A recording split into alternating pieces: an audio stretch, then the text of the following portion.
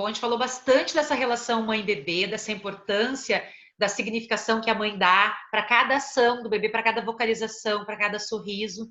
E como é que acontece esse despreendimento, né, da criança da mãe, assim, para ela começar a se ver como alguém separado dessa mãe?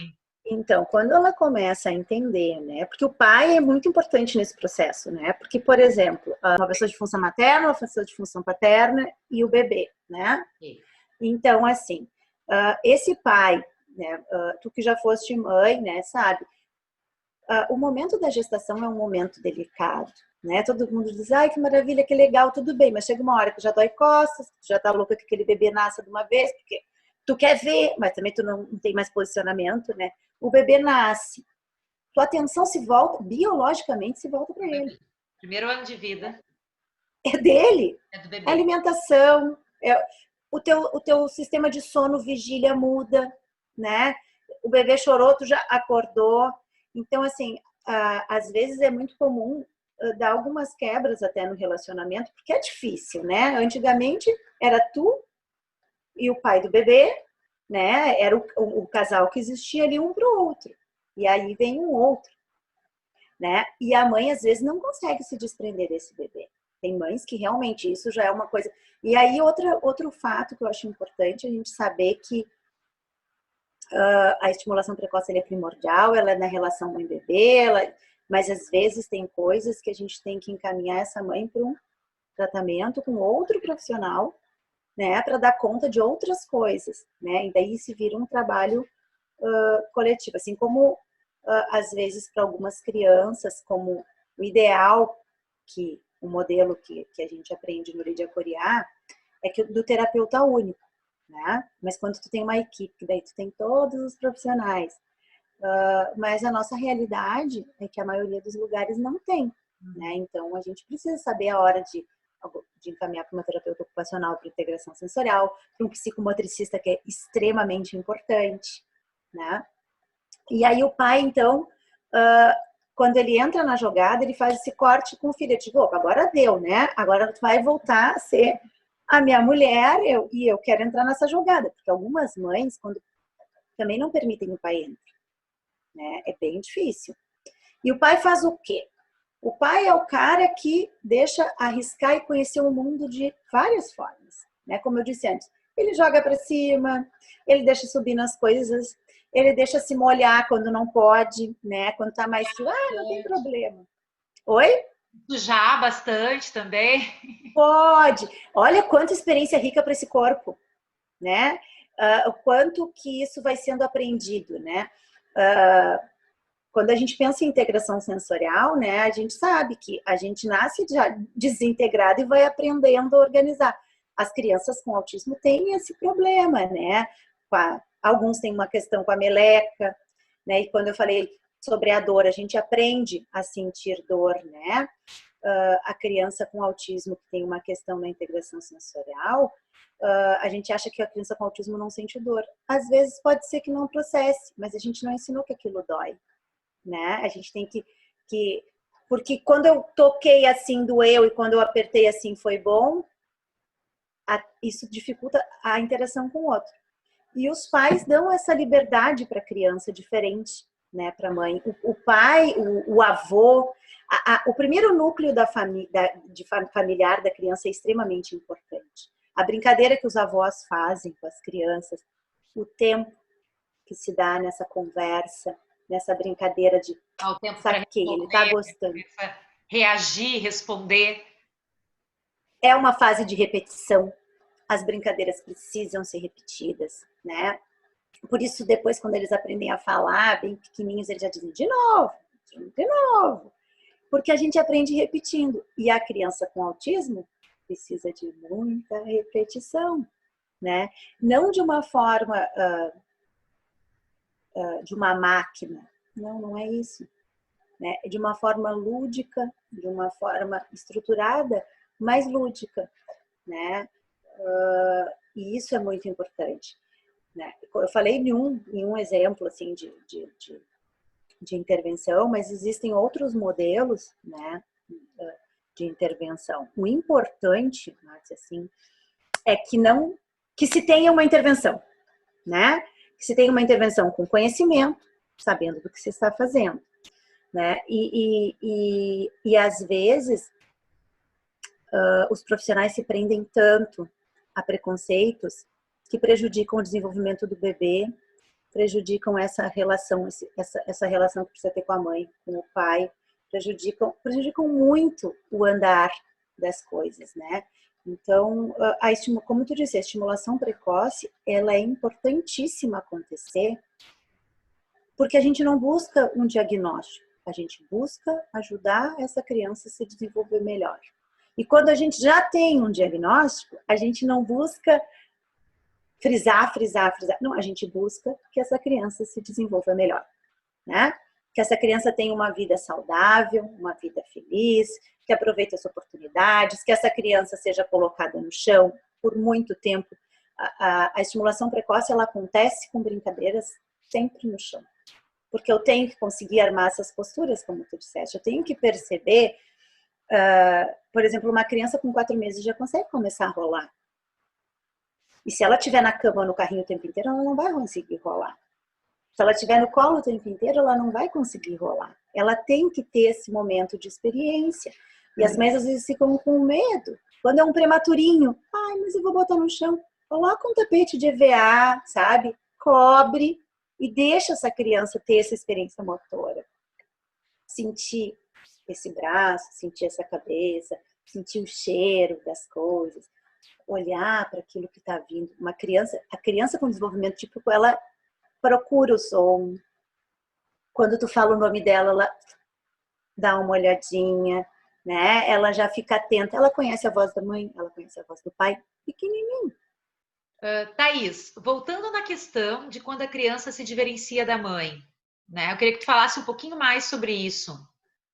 Chega um momento que se desembriga, como eu disse, né? O pai entra, faz esse corte, mas a criança chega uma fase, que tem a fase do espelho, que ela começa a se dar por conta de que ela não é um pedaço da mãe. Ela olha a mãe, ela vê o reflexo da mãe, ela vê o reflexo dela. E ali ela já experiencia, e já experienciou brinquedo com a mão, brinquedo com o pé, pé na boca.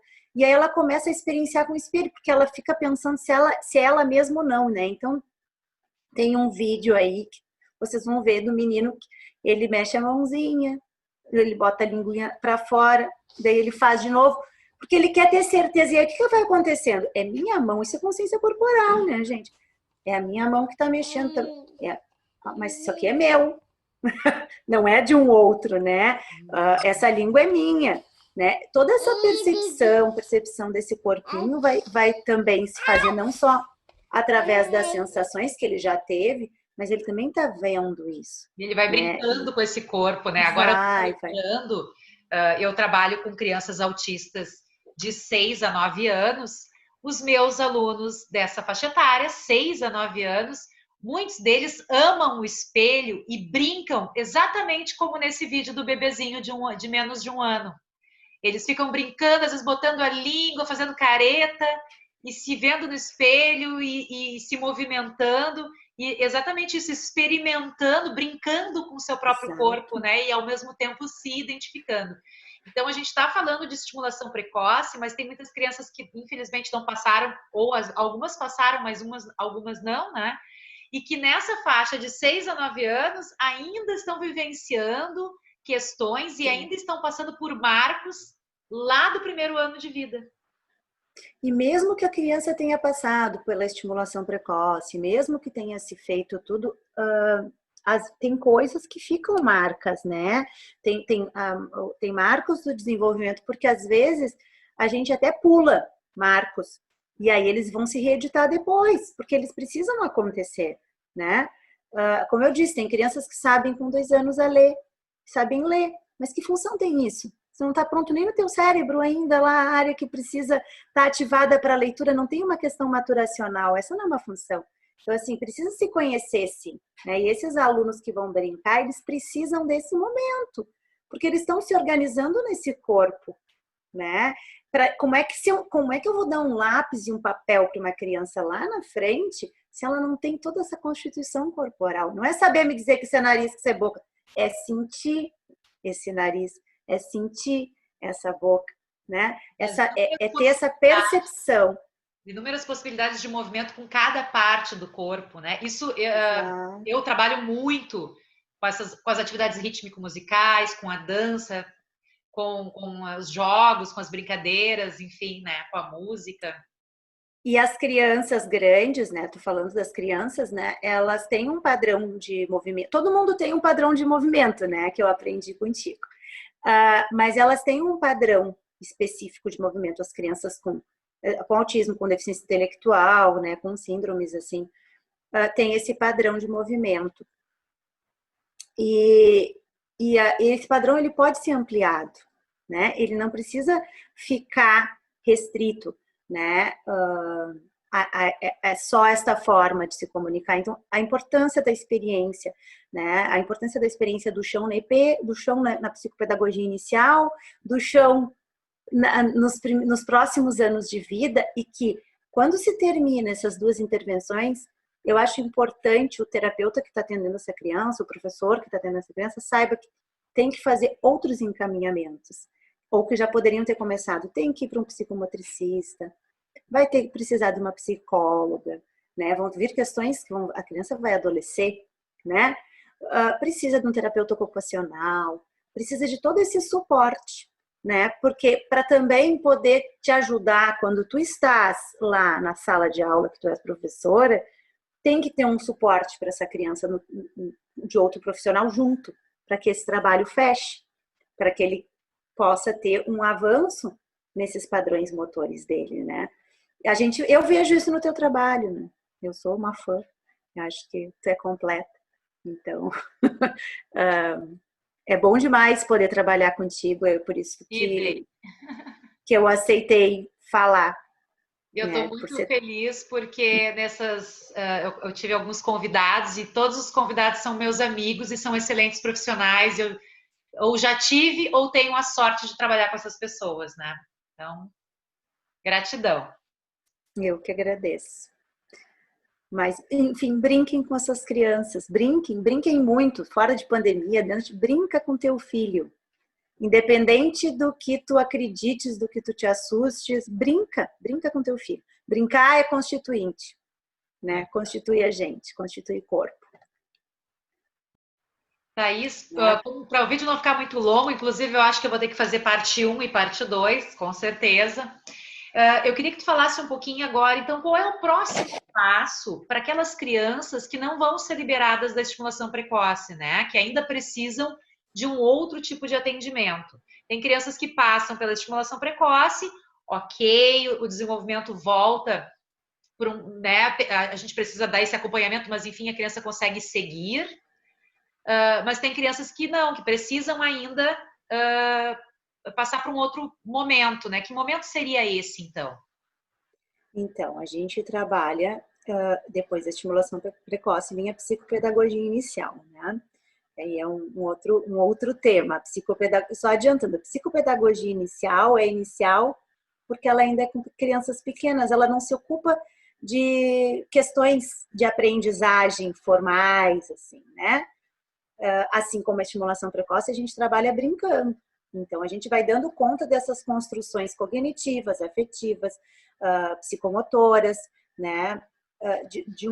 Dentro da brincadeira, né? O que se diferencia a API da EP, numa adiantadinha, é que na EP existe essa obrigatoriedade do cuidador estar junto, e na API, aí já, no finalzinho da EP, a família começa a sair, porque essa criança já tem essa condição. Mas o importante é frisar que isso não é uma lei, né? Para cada criança, para cada família, a gente tem que organizar esse atendimento. Eu espero que tenha ficado claro, não sei se ficou, né? Sim, espero que... Acho que os vídeos também ajudam as pessoas a entenderem um pouquinho vendo. Desculpa te interromper, tu sabe que eu sou um pouco atravancada. Pensando no profissional que vai assistir esse vídeo, é primordial que tu entendas de desenvolvimento infantil típico, do desenvolvimento da linha média, do que cada criança necessita estar fazendo em cada área do desenvolvimento em cada faixa etária para poder abrir o olho e perceber que há algo ali que não está indo bem. E aí sim começar essa intervenção, né? Então, se a gente não tem noção do desenvolvimento típico, a gente não consegue ter parâmetro para perceber o que é, né, o atípico, né? Então, fechando, eu acho que as pessoas têm que dar conta da fala, perceber que crianças pequenas têm que balbuciar e principalmente o olhar, o se comunicar com o outro. Crianças atípicas, crianças com autismo tendem a puxar as pessoas para pegar as suas coisas, desde bem pequenas, né? Ou elas não suportam que tu pegue, elas são extremamente independentes para a faixa etária, né? Mas assim, tem que ser um conjunto de coisas. O importante é que aconteça essa estimulação, que aconteça essa avaliação, que aconteça esse olhar, né? E que, minha opinião, mesmo sendo um terapeuta único, sempre que puder sentar e discutir o caso com outra pessoa que atenda essa criança ou ter um outro olhar de um outro profissional. Thaís, eu quero te agradecer demais tu aceitares esse convite. Eu sei que no início é difícil assim a gente conseguir traçar, né, um roteiro. Tem muito. É bem difícil. Estamos conversando acho que 1h30 antes de começar a gravar o vídeo, porque a gente começa a conversar e vem muitos assuntos e muitas ideias. Por isso que então o vídeo vai sair em duas partes, talvez até 3, né? Mas eu quero te agradecer demais. Essa temática é uma temática que muito me interessa, que eu acho que aqui para o canal é bastante importante, já que a gente está falando sobre corpo, as relações do corpo e autismo, né? Se eu posso fazer um agradecimento especial Claro. para as pessoas que nos cederam as imagens? Então, sim, importante! Eu quero agradecer, então, aos meus familiares. As crianças que aparecem nas filmagens são crianças do meu convívio, porque a gente tem que tomar esse cuidado, né? E então eu queria agradecer muito, né, aos pais que disponibilizaram, né? E que entenderam o porquê, né? Porque expor um filho não é uma coisa simples, né? Muito obrigada a Daniele, muito obrigada a Andréia e o Marcos, muito obrigada à professora Márcia, né, que sem esses marcos, para deixar claro, a gente não consegue fazer uma boa avaliação, né, do desenvolvimento. Verdade. Obrigada, Márcia, eu espero que tenha sido... Gente, até o próximo vídeo. Tchau, sigam o canal.